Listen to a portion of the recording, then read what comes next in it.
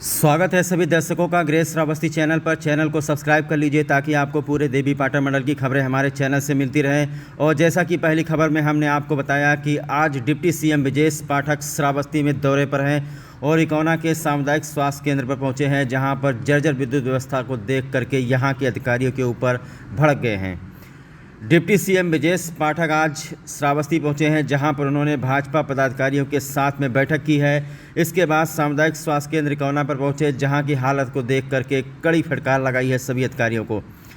अस्पताल में विद्युत की जर्जर व्यवस्था को देखकर भड़क गए। उसके बाद आपको बता दें कि छत से टपकते हुए पानी को लेकर के भी अधिकारियों को कड़ी फटकार लगाई गई है।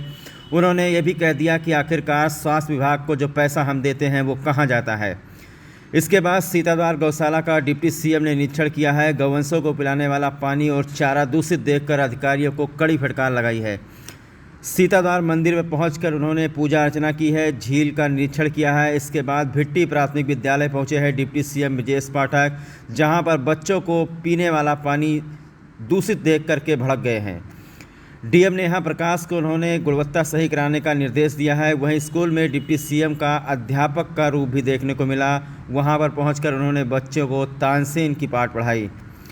बच्चों से एमडीएम और किताबों के बारे में भी डिप्टी सीएम ने जानकारी ली है। बच्चों को ड्रेस और बैग वितरित किया है। इसके बाद प्रशासनिक अधिकारियों के साथ इकौना तहसील में समीक्षा बैठक की गई है। तो ये बड़ी खबर आप श्रावस्ती से देख रहे हैं, जहां पर डिप्टी सीएम ब्रजेश पाठक पहुंचे हैं। कहते हैं मुख्यमंत्री योगी आदित्यनाथ उतने सख्त नहीं हैं जितने कि ब्रजेश पाठक, जहां भी जाते हैं 3-4 लोगों को लपेट देते हैं। तो श्रावस्ती में आज प्रदेश के डिप्टी सीएम ब्रजेश पाठक का दौरा रहा, जिसको लेकर प्रशासन पूरी तरीके से अलर्ट मोड पर रहा। वहीं अधिकारियों के हाथ पांव फूले नजर आए। डिप्टी सीएम के निरीक्षण के दौरान कई खामियां मिली। अधिकारियों को डिप्टी सीएम ने कड़ी फटकार लगाई है। कई लोगों को गुस्से का सामना भी करना पड़ा है। श्रावस्ती में पहुंचे डिप्टी सीएम ब्रजेश पाठक ने सबसे पहले यहां पर पहुंचकर भाजपा पदाधिकारियों कार्यकर्ताओं के साथ बैठक की है। उसके बाद सीधे सामुदायिक स्वास्थ्य केंद्र इकौना पहुंचे हैं, जहां पर उन्होंने अस्पताल का निरीक्षण किया। निरीक्षण के दौरान अस्पताल में बिजली के खुले तार देखकर डिप्टी सीएम ने स्वास्थ्य विभाग के अधिकारियों को कड़ी फटकार लगाते हुए कहा कि यहां लोगों के जान के साथ खिलवाड़ हो रहा है। वहीं अस्पताल में टपकते हुए पानी को देखकर डिप्टी सीएम भड़क गए। उन्होंने कहा कि सरकार के द्वारा भेजा जाने वाला पैसा आखिरकार कहाँ जाता है। डिप्टी सीएम सीधे गौशाला पहुँचे, जहाँ पर गायों को देने वाला चारा और पानी दूषित देखकर अधिकारियों को कड़ी फटकार लगाई। वहीं पास में स्थित लोकुस पार्क में भी गए। लोकुस जन्मभूमि सीताद्वार पहुँचे, जहाँ पर सीता मंदिर में जाकर उन्होंने पूजा अर्चना की और सीता झील का निरीक्षण किया। वहीं प्राथमिक विद्यालय भिट्टी पहुंचकर बच्चों को ड्रेस वितरण किया। यहां पर डिप्टी सीएम का एक अनोखा रूप देखने को मिला। यहां पर बच्चों को उन्होंने ब्लैक बोर्ड पर पाठ भी पढ़ाया। एमडीएम और किताबों के बारे में जानकारी ली। इसके बाद नल पर पानी पीने चले गए। जिस नल से बालू वाला पानी निकल रहा था, इस पर उन्होंने एसडीएम को कड़ी फटकार लगाई। जिलाधिकारी नेहा प्रकाश को सख्त निर्देश देते हुए कहा कि इसको तुरंत सही कराया जाए। तो डिप्टी सीएम ब्रजेश पाठक पहुंचे हैं श्रावस्ती के इकौना में। इस वक्त निरीक्षण कर रहे हैं। कई अधिकारियों के नाम नोट किए गए हैं। जाते ही उनका तबादला होगा। बहुत ही गुस्से में है यहाँ पर। जितनी तैयारियां यहाँ के प्रशासनिक अधिकारियों ने की थी, उससे हटकर ही उन्होंने निरीक्षण किया है। जहाँ किसी ने सोचा नहीं था, वहाँ पर पहुँच गए। कौन जानता था कि इकौना के अस्पताल में बिजली विभाग का जो जर्जर बोर्ड है, वहाँ तक डिप्टी सीएम पहुँच जाएंगे।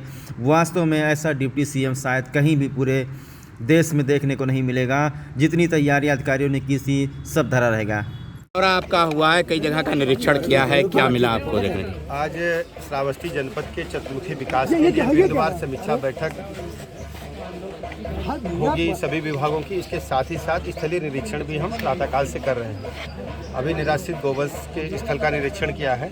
अभी हम लोग माँ सीता के द्वार पर आए हुए हैं, लवकुश जी की जन्मस्थली पर आए हुए हैं। इसको पर्यटन स्थल के रूप में डेवलप किया जाएगा और यहाँ पर पर्यटन की अपार संभावनाएं हैं। श्रावस्ती जनपद को हम शीर्ष दर्जे पर लाने के लिए काम कर रहे हैं। यहाँ का चतुर्मुखी विकास होगा। इंफ्रास्ट्रक्चर में जो भी दिक्कतें हैं उनको हम दूर करेंगे। सड़क, पानी, बिजली, स्कूल, अस्पताल, आम आदमी के जीवन में बदलाव आए, उसके लिए हमारी सरकार लगातार काम कर रही है। आदरणीय प्रधानमंत्री नरेंद्र मोदी जी की जो गरीब कल्याण योजनाएं, उनको लेकर के हम जनता के बीच में हैं। लोगों को पक्का मकान जैसी ढेर सारी सहूलतें, उनके जीवन स्तर में बदलाव आया है। और आदरणीय मुख्यमंत्री जी ने जो कानून व्यवस्था में परिवर्तन लाए हैं, उत्तर प्रदेश सरकार की जो विभिन्न योजनाएं हैं, इसलिए उत्तर प्रदेश में परिवर्तन आया है।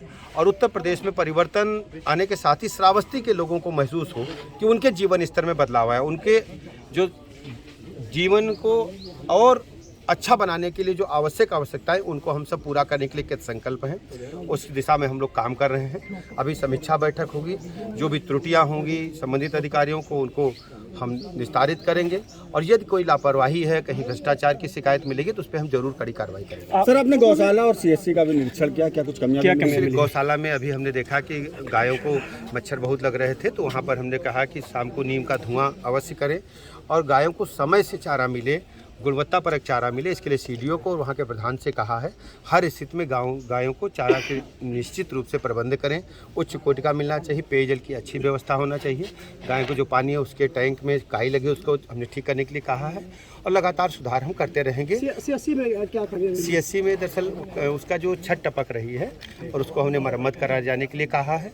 इसके अलावा जो गंदगी उसको दूर करने के लिए कहा है। हर स्थिति में उत्तर प्रदेश के सभी मरीजों को उच्च कोटि की चिकित्सा व्यवस्था मिले। श्रावस्ती में सब लोगों को निःशुल्क दवाइयाँ मिलें, ऑपरेशन हो, जांचें हों, चिकित्सक समय से बैठें, इसके लिए लगातार हम काम कर रहे हैं। और मरीजों को स्वस्थ करके उनके परिजनों से चिकित्सक अच्छा व्यवहार करें, इस प्रकार के निर्देश। अखिलेश यादव ने निशाना साधा है, बताया कि बीजेपी सरकार खाली महिलाओं के अत्याचार नंबर। दरअसल समाजवादी पार्टी का हाल आप जानते हो, जनता ने इन्हें 4 बार नकार दिया है। 2014 में इनको बुरी तरह से हार का सामना करना पड़ा, 2017 में ये हारे और 2019 में हारे, जब समाजवादी पार्टी और बहुजन समाज पार्टी का गठबंधन हुआ। एक बार इन्होंने कांग्रेस से भी गठबंधन करके देखा, लोकसभा चुनाव बुरी तरह से फ्लॉप साबित हुए। उत्तर प्रदेश की जनता कानून का राज चाहती है, डेवलपमेंट का राज चाहती है। समाजवादी पार्टी के डीएनए में है गुंडे, बदमाश, माफिया, लुच्चे, लफंगे, उनको प्रमोट करना। अभी आपने देखा 4 दिन पहले आजमगढ़ गए थे, एक जो शराब माफिया हैं, जो जहरीली शराब बनाने के आरोपी हैं, वो जेल में हैं, उनसे मिलने के लिए गए थे। ये सिद्ध करता है कि समाजवादी पार्टी ने अपनी मूल विचारधारा में परिवर्तन नहीं किया है। ये गुंडों को, बदमाशों को, ऑर्गेनाइज क्रिमिनल्स को बढ़ावा देते हैं। हमारी सरकार में अपराधियों को छोड़ा नहीं जाता है, उन पर कड़ी कार्रवाई की जाती है। हम छोटा बड़ा अपना पराया नहीं देखते, जो भी कानून तोड़ेगा उसके खिलाफ हम कड़ी कार्रवाई करेंगे। श्रावस्ती जनपद का भी आप हाल जानते हो, यहाँ समाजवादी पार्टी की शासनकाल में किस प्रकार जमीन, दुकान पर कब्जे किए गए, समाजवादी पार्टी का झंडा लगा करके। गुंडे, बदमाश, माफिया हमारी बहनों को देखते थे, आज बहनें हमारी अपने आराम से रह रही हैं, अपना काम कर रही हैं। हर स्थिति में पूरे प्रदेश में कानून का राज कायम हुआ है। और जो एनसीआरबी है, उसके आंकड़े बताते हैं कि उत्तर प्रदेश दंगा मुक्त हो चुका है। ये सिद्ध करता है कि उत्तर प्रदेश राज्य में बहुत काम हुआ है। आदरणीय मुख्यमंत्री जी के नेतृत्व में हम श्रावस्ती जनपद को मुख्य धारा में ला करके सारी जो अवस्थापना की व्यवस्थाएं हैं, इंफ्रास्ट्रक्चर, उसमें बदलाव लाने के लिए काम कर रहे हैं। आम आदमी, गरीब आदमी, वंचित आदमी के जीवन स्तर में बदलाव लाने के लिए काम कर रहे हैं। हर स्थिति में हम श्रावस्ती को नंबर 1 पर लाएंगे। श्रावस्ती का एयरपोर्ट संचालन कब होगा? शीघ्र होगा, काम चल रहा है, आपको जानकारी है। चाचा भतीजे में खटास पैदा हो गई, क्या शिवपाल बीजेपी में आने वाले हैं क्या? समाजवादी पार्टी आपसी अंतर्कलह से जूझ रही है, चाहे उनके चाचा भतीजे हों, चाहे उनके परिवार के लोग हों या दूसरे उनके बड़े नेता हों।